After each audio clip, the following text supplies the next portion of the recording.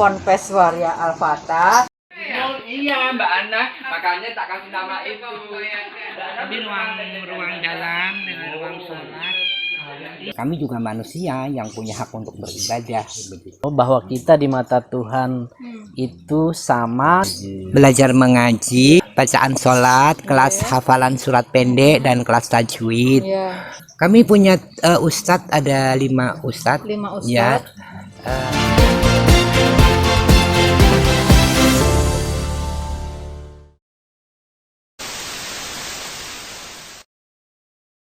Bagaimana membagi area kerja dan bagaimana membagi orang-orangnya, bagaimana. Nah ini penting untuk diketahui gitu. Ya memang. Iya. Yang membagi wilayah dulu kita ada konflik internal juga. Oh ya? Ya ada. Ini saya kok nggak dengar? Iya, tetapi kita lalu membuat konsolidasi. Ya, konsolidasi ini dihadiri dari pondok pesantren, dari Iwayo dan dari Kebaya. Ya, konsolidasi ini kemudian dituangkan dalam nota kesepakatan bahwasanya masing-masing CBO ini mempunyai isu ranah perjuangan sendiri-sendiri. Seperti kalau di Iwayo itu lebih menekankan di advokasi. Kalau di Kebaya itu kesehatan dan pendampingan HIV. Kalau di pondok pesantren lebih ke kesenian dan religiositas itu. Iwayo adalah Ikatan Waria Yogyakarta dan dia menjadi payungnya gitu ya, semacam payungnya gitu. Payung komunitas. Payung komunitas, Kalau yang ya. 3 ini kita sejajar. Kita sejajar Ya, ya. yang- Iwayo, Ponpes Al-Fatah, Kebaya ini sejajar. Karena yang penerima manfaatnya sama. Ya, Penerima ya, tapi manfaatnya area sama. kerjanya Ya, berbeda-beda. ya, tadi. itu aja. Iwayo itu advokasi. Advokasi, Kebaya itu adalah kesehatan, HIV, kemudian Ponpes adalah religiositas dan kesenian. Ya. budaya. Secara substansial, pengorganisasian kawan-kawan waria di Yogyakarta itu pada dasarnya yang subjeknya adalah komunitas. Jadi yang menjadi dasar pemikiran kita adalah kita mengorganize komunitas yang sama. Jadi siapapun pelaku yang mengorganize itu, apakah dia dari pondok pesantren, dari Iwayo atau dari Kebaya, sebetulnya tidaklah terlalu penting. Yang penting buat kita adalah bahwa tujuan kita mengorganisir itu untuk membuat situasi waria-waria di Jogja menjadi lebih baik. Nah, sehingga seperti yang saat ini kita tunjukkan kepada publik bahwa ternyata Kebaya, Ponpes, Iwayo dan semua CBO komunitas bisa berada dalam satu kesatuan project, yaitu tanggap terhadap COVID dalam konteks ketahanan pangan. Jadi kami juga berterima kasih sekali kepada Brod dalam hal ini yang memfasilitasi kebersamaan ini, sehingga kita terus menguatkan tidak saja untuk teman-teman waria, tapi Oda, baik dia perempuan, laki-laki, hetero, juga kita fasilitasi, juga WPS gitu, perempuan pekerja seks, itu juga kita fasilitasi dalam program ini, sehingga penerima manfaat untuk pendistribusian sembako, masker, serta hand sanitizer itu juga termasuk menyasar di luar teman-teman waria. Nah, itu salah satu hal yang kita lakukan, misalnya praktek baik menyelenggarakan dapur umum selama 6 bulan ini adalah bentuk kepedulian sosial dan kepekaan terhadap situasi di lingkungan, sehingga kita kian inklusi dan bisa diterima. Mengenai hubungan kerjasama antara CBO di komunitas, antara Kebaya, Iwayo, dan Ponpes, itu sebuah relasi kemitraan yang sangat baik. Menurut saya sinergisitas ini harus tunjukkan untuk memberikan cerita tentang praktek baik ini. Nah, sehingga rencananya kita akan menulis. Kita gandeng Ustazah Maturia sebagai peneliti. Beliau akan menulis tentang praktek baik ini ketika fase 6 bulan nantinya berakhir, ada sebuah buku yang terbit mungkin kayak gitu, akan bercerita tentang bagaimana wari-wari di Jogja memanage sebuah project itu tanpa melihat bajunya dia ponpes atau pengurusnya Iwayo atau kebaya, tapi dedikasi yang diberikannya adalah kerja kemanusiaan, mengorganize, menata, memastikan bahwa semua orang pada dasarnya sama kesulitannya di situasi pandemi COVID ini. Saya senang ketika ada program AWPY, program peduli gitu, kita membentuk aliansi waria peduli yang di dalamnya ada Iwayo, kebaya dan ponpes. Kemudian ketika BFTW datang, kemudian WIF datang, kita makin perkuat dan kedepannya kita akan semakin saling menguatkan.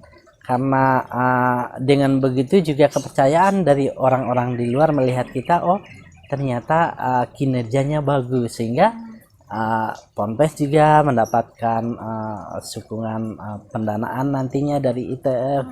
Kita harapkan Iwayo juga segera kita bantu proses legalitas formalnya, sehingga dia dapat mengambil peluang-peluang untuk mendapatkan dukungan supporting pendanaan dan kegiatan. Benar sekali yang dikatakan Bu Ruli ya. Aku pribadi sebagai waria yang ada di Jogja itu sebenarnya sama sebagai penerima manfaat dari CBO yang berdiri di Jogja seperti kebaya, ponpes, Iwayo. Kerja-kerja kita itu memang harus diusung bareng-bareng kayak gitu. Makanya kenapa sekarang kita lebih banyak men-share kegiatan-kegiatan yang kita lakukan gitu, entah itu di kantor kebaya, entah itu di Iwayo, entah itu di ponpes, itu saya coba men-share gitu. Jadi untuk memperlihatkan dan membuktikan bahwa kita itu di Jogja itu kinerjanya bareng-bareng gitu, bagus dan tertata seperti itu. Akan lebih mudah ketika dengan isu yang berbeda itu tapi kita lakukan bersama-sama gitu kan.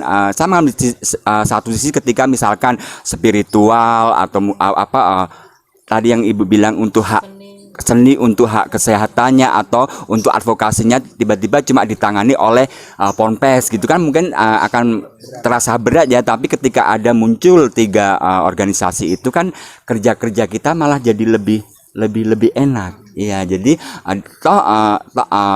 semua penerima manfaat kan juga untuk komunitas.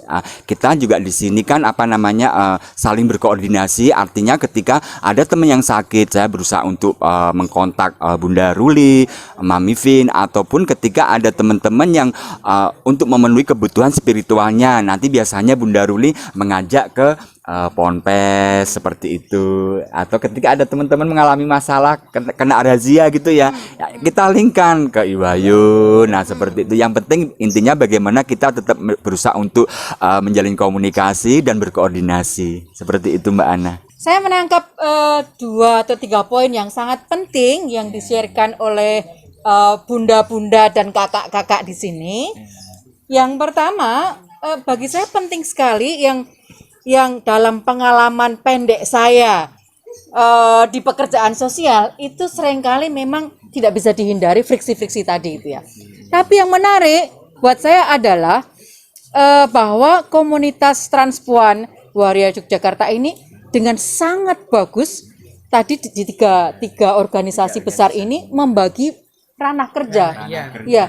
Bahwa target grupnya sama, oke. Tapi dengan 3 ranah kerja yang berbeda tadi justru membuat saya melihat ini teman-teman komunitas Transpuan di Jogja ini punya 3 ibu ibaratnya. Punya 3 ibu. Kalau masalah tadi kena rahasia, udah tahu siapa yang tangani gitu. Itu udah Iwayo gitu ya. Terus tapi selain rahasia, mereka juga punya masalah kesehatan dengan HIV, udah tahu kemana perginya, kebaya. Tapi mereka sebagai manusia ingin mengembangkan jiwa seninya, ingin mengembangkan spiritualitasnya, menemukan Tuhan yang diyakininya.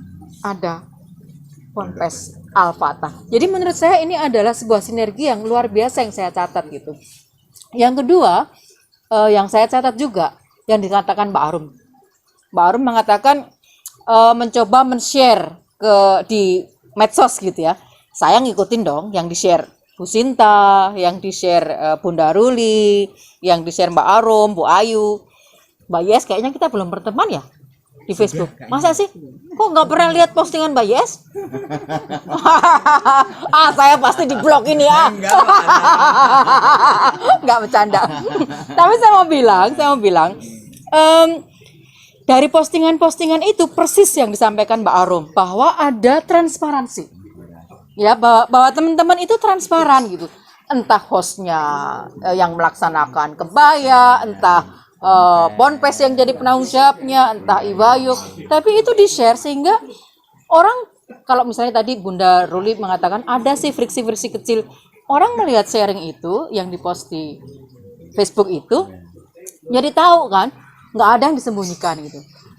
Dan itu kan yang paling enak ya, ketika kita tidak ada yang disembunyikan, orang mau nuduh apa, semua ada terbuka di sana, mau kan informasi gitu ya.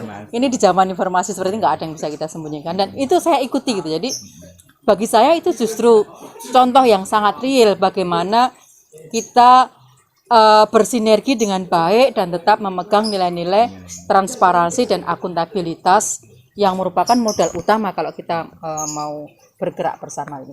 Itu satu hal yang saya mau betul-betul garis bawahi dari gerakan perjuangan teman-teman komunitas transpuan di Jogja ini yang layak 2 jempol. Nah, saya mau tanya sama bunda-bunda ke kakak di sini, itu kegiatan apa? Itu pembagian sembako untuk komunitas. Jadi sebulan sekali di pondok pesantren ini kebagian membagikan 58 paket sembako. Untuk siapa? Untuk kawan-kawan di komunitas Kota Gede, terus di Jalan Solo dan di Sorogenen. Masih ada juga Iwayo itu kebagian membagikan sembako di Bantul, Kulon Progo dan wilayah Jogja. Kemudian Kebaya membagikan ke Sidomulyo dan Badran dan komunitas Kewongan. Jadi kami membagikan sembako sebulan itu 184 paket. Ya. Terus saya juga melihat kerdus-kerdus itu apa? Mbak Yes mungkin ya. Mbak Yes nambahin. Bunda Rulnya. Oke. Ya nanti tambahin Bunda Ruli. Kebetulan ada kerja itu kan juga berbarengan kegiatan dengan dapur umum ya Mbak Anak ya di situ. Jadi bagian Sayangnya saya datang telat. tadi teman-teman kan lagi memasak, terus ada yang bungkus-bungkus. Jadi tadi ada apa sebelum sekarang udah wujud jadi ya, tinggal dibagikan. Itu juga bagian dari kegiatan apa ini ya, ketahanan pangan ya buat teman-teman di situasi pandemi COVID-19 ini. Ya, dan itu rutin kita lakukan sebulan sekali juga. Kayaknya saya harus berterima kasih khusus kepada Bu Ana Marsiana dalam hal ini, karena apa yang kami lakukan, apa yang menjadi muatan aktivitas kami adalah berkat referensi dan bantuan Ibu untuk membantu kami mengakses salah satu pendanaan dari lembaga donor, sehingga di dalam 6 bulan ini baik di Pondok Pesantren Wari Al-Fatah, teman-teman Iwayo, teman-teman di Kebaya menyelenggarakan kegiatan program ketahanan pangan yang meliputi salah satunya adalah pendistribusian sembako, masker dan hand sanitizer selama 6 bulan ke depan. Dan yang memproduksinya ini adalah teman-teman. Jadi kita berdayakan Kube, kelompok usaha bersama dari 3 lembaga ini. Kubenya Iwayo memproduksi 64 paket, Kubenya Kebaya memproduksi 62 paket, dan Kubenya Ponpes memproduksi 58 paket. Dan didistribusikan kepada 184 orang waria yang ada di Yogyakarta, dan penerima manfaat lainnya adalah masyarakat di mana tempat tinggalnya para waria. Kita setup ada 8 dapur umum, kemudian masing-masing dapur umum itu menjangkau sekitar 50 masyarakat di sekitarnya dan komunitas, dan itu setiap bulan selama 6 bulan. Selain itu kita masih punya program memberikan stimulasi usaha kepada 16 pelaku usaha, teman-teman waria yang terlihat geliat usahanya dalam hal ketahanan pangan selama periode COVID ini.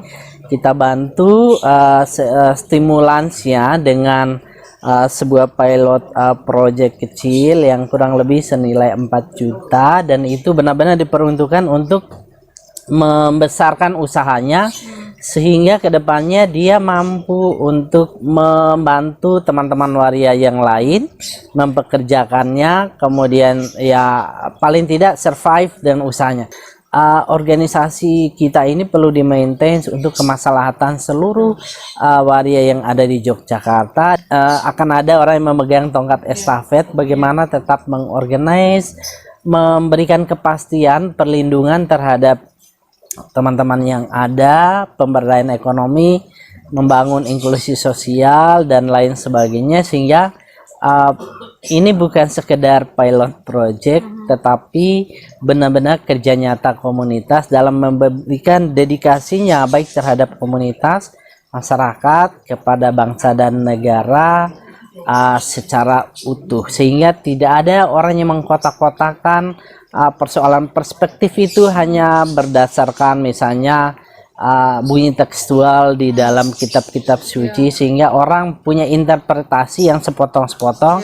Akibatnya mereka akan melakukan tindakan kekerasan, membenarkan stigma dan diskriminasi. Mudah-mudahan dengan apa yang kita bangun ini, pemahaman kita secara totalitas mengenai kebinekaan dalam konteks berbangsa dan bernegara menjadi pembelajaran penting yang harus dipelajari oleh semua komponen bangsa. Ini sangat komprehensif ya pendekatannya, dari mulai spiritualnya, advokasi, hukumnya, kesehatannya, ekonominya, itu semuanya dicoba untuk dijangkau. Itu Diserang. ya, karena itu persoalan kita ya. Kalau kita tangani advokasinya tapi ekonominya enggak, Ya, kedodoran. kedodoran juga gitu. Jadi saya sangat sangat tersentuh gitu ya, dan juga dengan tadi kemauan untuk ada fee, karena ujung-ujungnya fee itu kan untuk kembali ke mereka gitu kan, untuk keberlanjutan CPO itu. Mbak Arom kan salah satu pelaku usaha.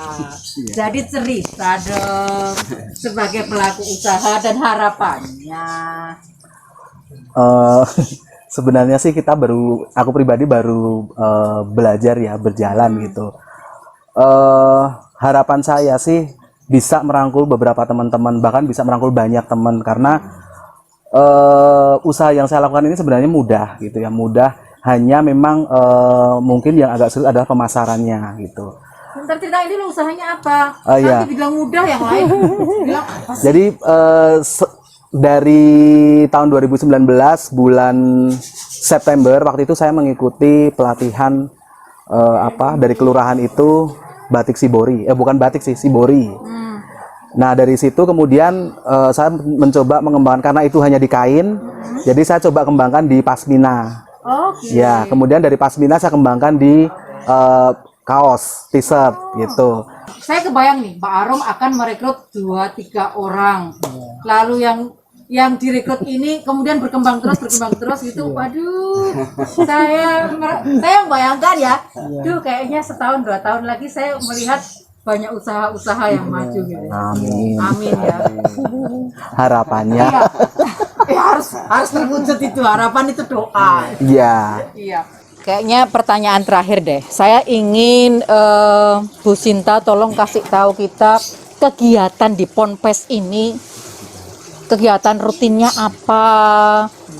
Kemudian nanti kami boleh lihat-lihat di keliling ya. ruangannya. Ya. Boleh. Ini ruang kelas yang kita gunakan untuk belajar membaca Al-Quran, belajar Iqra itu di sini. Oh, di sini. Ya. Ada lagi ruang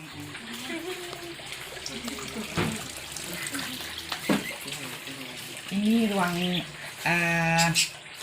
darurat. Jadi ini adalah ruang untuk evakuasi kawan-kawan yang terlantar. Ini namanya ruang aman.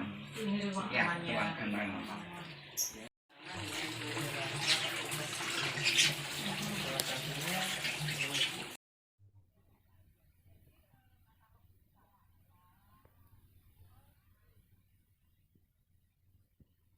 Oh iya Mbak Ana, makanya tak kasih nama itu. Ini ruang dalam dengan ruang sholat. Jadi biasanya kalau hari Minggu ini akan dipindah ke belakang, lalu menjadi ruang.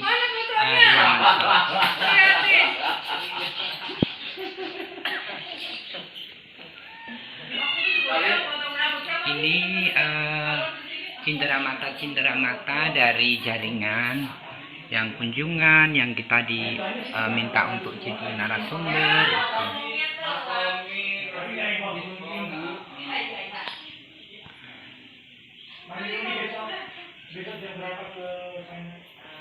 Ini foto-foto dari kawan-kawan yang kemudian dipamerkan di Kedutaan Belanda di Jakarta. Dalam judul Black Rainbow. Dalam judul, Black Rainbow. wah ini Bunda, Ya. cantik fotonya. Ini teman-teman yang di sini semua. Iya. Itu Mbak Yes. Ini teman-teman santri.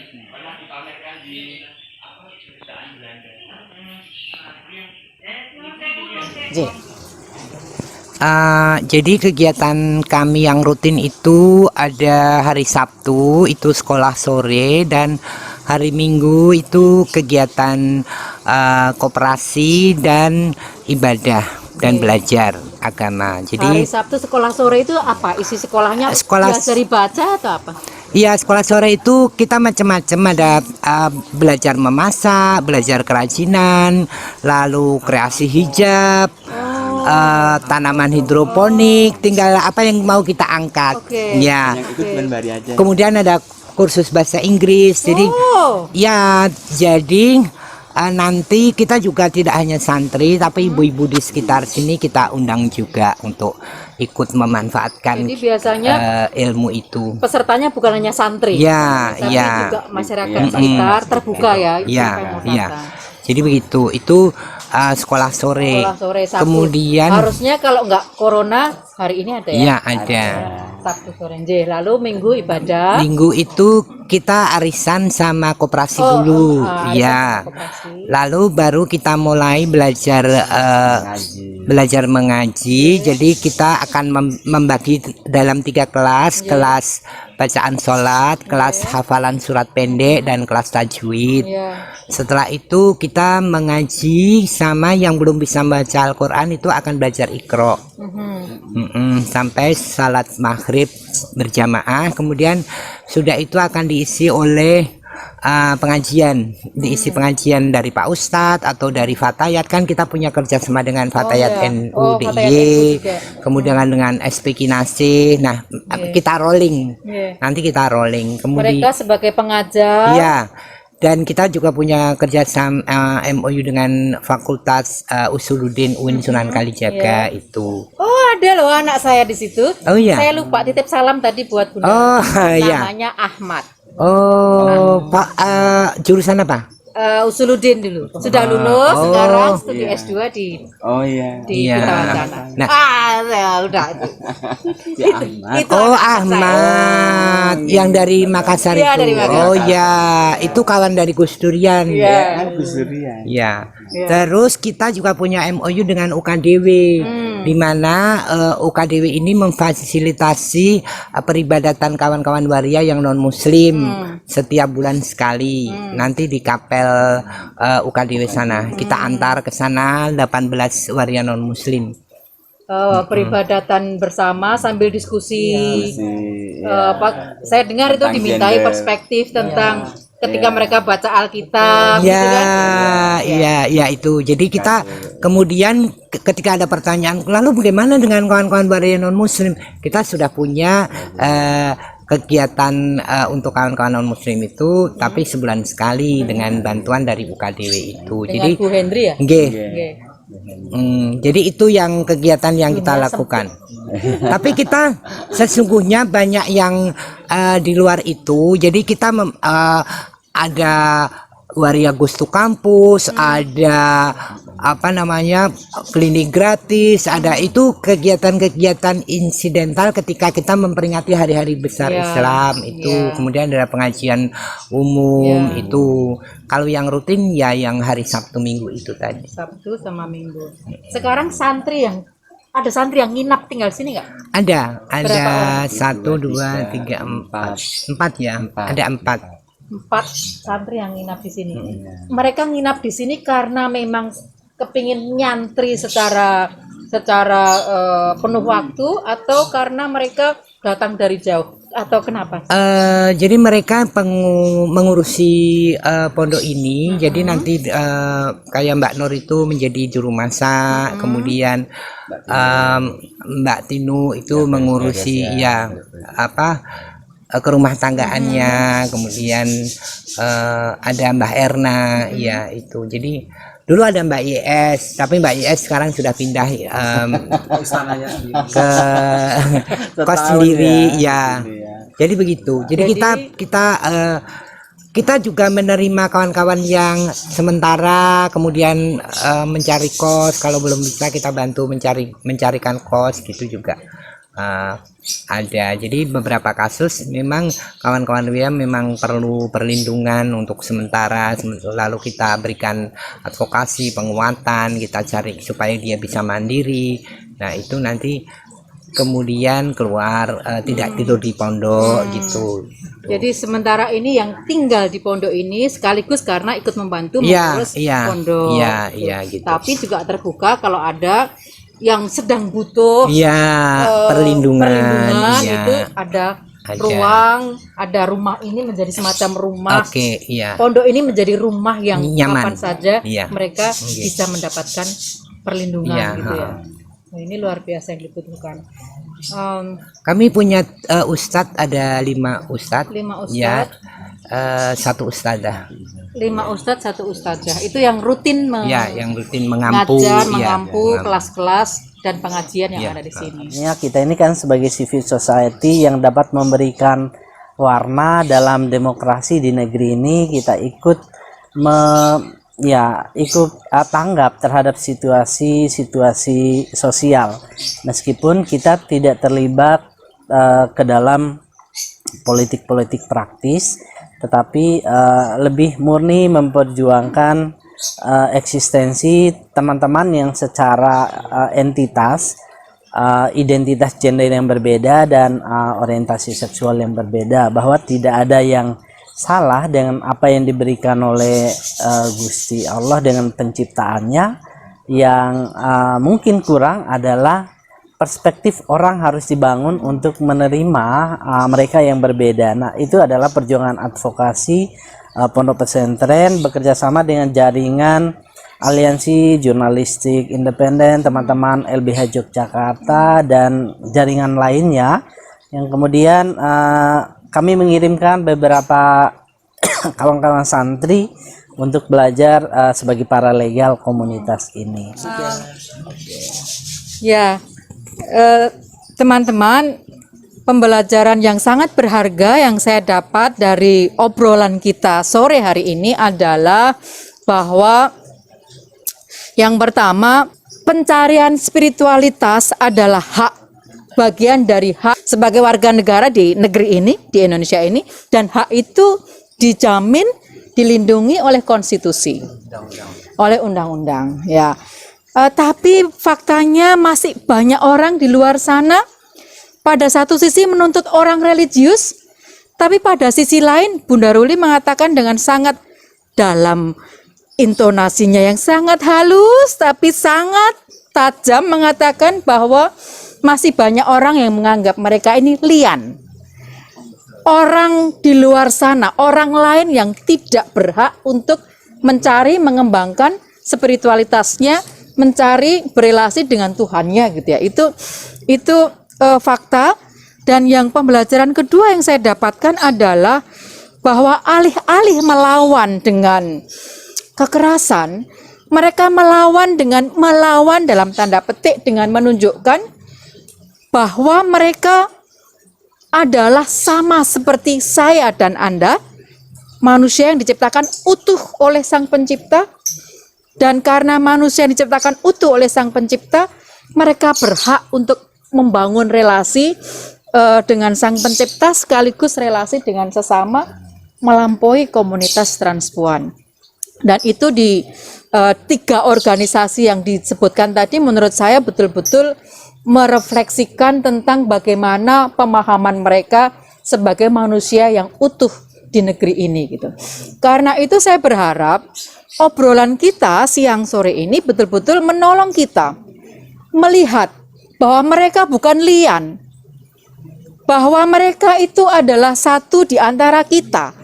Saya beruntung karena sudah lama mengenal dan berelasi dengan teman-teman sejak 2010 ya. 2010. Dan saya merasa lebih diajar untuk menjadi manusia yang selalu lebih rendah hati ketika saya bertemu dengan teman-teman dari komunitas Transpuan Yogyakarta ini. Saya ingin mendengar closing statement dari 4 orang ini. Terima kasih atas kunjungan Mbak Ana dan kawan-kawan. Bahwasanya disinilah rumah aman dan ruang nyaman untuk kawan-kawan waria. Di sini kita namakan sebagai ruang demokrasi. Ya, ruang demokrasi. Di sini kami bisa berbagi, bisa saling menyemangati, bisa membangun, bisa merencanakan sesuatu, dan bisa melakukan sesuatu untuk hal-hal yang bermanfaat, baik itu untuk komunitas dan untuk masyarakat luas. Artinya kemudian ruang demokrasi ini akan tetap kita pertahankan untuk kemajuan kita bersama komunitas waria. Sekian dan terima kasih. Kalau saya gini sih, entah itu pondok pesantren waria, Iwayu maupun Kebaya, itulah rumah buat teman-teman transpuan gitu ya. Tetap menjadi diri sendiri, tetaplah menjadi diri sendiri, dan tetap bertanggung jawab pada diri sendiri, tanggung jawab kepada masyarakat, juga tanggung jawab kepada Tuhan. Iya. Saya bersyukur sekali lewat channel YouTube ini ikut memberikan sumbangsi dalam rangka menjelaskan kepada masyarakat yang belum banyak memahami tentang transgender. Bagi kami di Pondok Pesantren Waria Al-Fatah Yogyakarta ini adalah sebagai salah satu sarana atau ruang beribadah bagi mereka yang secara identitas gender adalah sebagai transgender perempuan maupun yang lainnya, bisa terfasilitasi kebutuhan spiritualnya, bahwa hak untuk beribadah, memeluk agama menurut keyakinannya adalah hak dasar dari hak asasi manusia yang berlaku untuk semua orang, sehingga tidak perlu takut bahwa karena kita berbeda seringkali mendapatkan stigma dan diskriminasi serta dijudge sebagai kelompok yang lian, yang dianggap menyimpang. Tetapi karena kita yakini ini adalah sebuah given dari Gusti Allah, sehingga kita bersyukur dan menerima dengan keadaan yang saat ini kita jalani, dan tetap berusaha untuk mendekatkan diri dalam konteks kewajiban kita sebagai makhluk Tuhan, dan tetap bisa berbakti kepada manusia dan juga alam semesta. Dan terima kasih kepada Pondok Pesantren yang sudah memfasilitasi kebutuhan ini. Terima kasih. Seperti teman-teman bilang dari luar Jogja itu kebanyakan bilang bahwa Jogja itu adalah kota atau tempat ternyaman untuk tinggal maupun untuk berwisata gitu. Saya bangga sekali menjadi orang yang memang tinggal di Jogja dan asli Jogja. Apalagi dengan adanya pondok pesantren, kemudian dengan adanya kebaya, Iwayo gitu. Kita bisa jadi banyak belajar bareng ya tentang advokasi, tentang pemberdayaan dan lain-lainnya gitu. Dan semakin semakin senang ke depannya mungkin banyak teman-teman waria yang lebih bisa maju dan menggunakan hak-haknya sebagai warga negara Indonesia. Itu aja. Teman-teman, demikian obrolan kita. Saya ingin menutupnya dengan mengatakan begini. Yang pertama, seperti katakan Pak Arum tadi, Jogja itu dikenal sebagai benteng pluralisme, benteng toleransi di Indonesia. Dalam beberapa tahun terakhir kita melihat ada upaya mencoreng citra Jogja menjadi citra kota yang tidak lagi toleran gitu ya. Seperti diceritakan tadi, sempat ada upaya penyegelan Ponpes Al-Fatah tahun 2016, tapi sekali lagi seperti saya katakan tadi, saya tahu persis itu oleh orang-orang di luar, bukan oleh orang sekitar. Tapi yang menyenangkan adalah, yang menggembirakan dan membanggakan adalah kita semuanya bersatu untuk mencoba melawan bahwa tidak ada tempat intoleransi di Jogja khususnya, dan harusnya di Indonesia dan di muka bumi ini. Tidak ada kata toleran untuk intoleransi, kan gitu. Satu-satunya yang tidak bisa kita toleran adalah tindakan intoleransi. Dan Ponpes Al-Fatah sebagai ruang demokrasi, ini keren banget, dideklarasikan sebagai ruang demokrasi, memang menjadi salah satu simbol ruang toleran, bagi saya bukan hanya di Jogja, tapi juga di Indonesia dan bahkan di dunia, karena sampai sekarang masih merupakan satu-satunya ponpes waria. Jadi, dan itu di Jogja, itu di Indonesia, itu menjadi simbol yang saya kira mudah-mudahan dengan teman-teman melihat tayangan ini, teman-teman juga menjadi lebih dikuatkan bahwa manusia di dalam segala keragamannya, termasuk mereka bagian dari keragaman, karena tidak ada dua manusia yang sama. Jadi kalau mengatakan mereka lian, sebetulnya saya lian, Anda lian, karena tidak ada dua manusia yang sama persis. Jadi tidak ada lian dalam konteks ini. Jadi semoga obrolan kita membuka wawasan kita, memperkuat keyakinan kita bahwa tidak ada lian di luar sana, dan menjadikan kita untuk tetap cerdas, supaya kita mau terus belajar dan terus mencintai negeri. Ini ruang kelas yang kita gunakan untuk belajar membaca Al-Quran, belajar Iqra, itu di sini. Oh, di sini. Ya. Ada lagi ruang.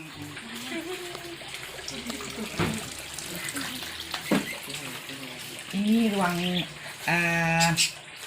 darurat, jadi ini adalah ruang untuk evakuasi kawan-kawan yang terlantar. Ini namanya ruang aman. Ini ruang Ya, aman ya. ruang aman.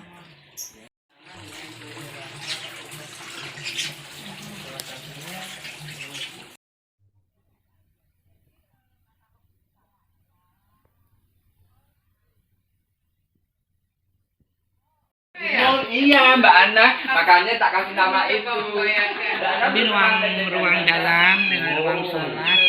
Jadi biasanya kalau hari Minggu ini akan dipindah ke belakang, lalu menjadi ruang.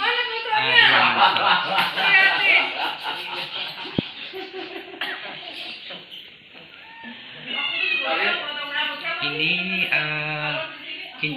cindera mata dari jaringan yang kunjungan yang kita diminta untuk jadi narasumber.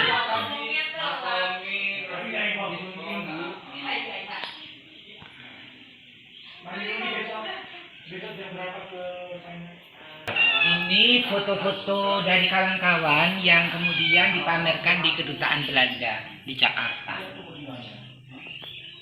Dalam judul Black Rainbow. Dalam judul Black Rainbow. Nanti kita pakai motor aku aja. Wah, ini Bunda. Iya. Cantik fotonya. Ini teman-teman yang di sini semua. Iya. Itu Mbak IS. Ini teman-teman pesantren.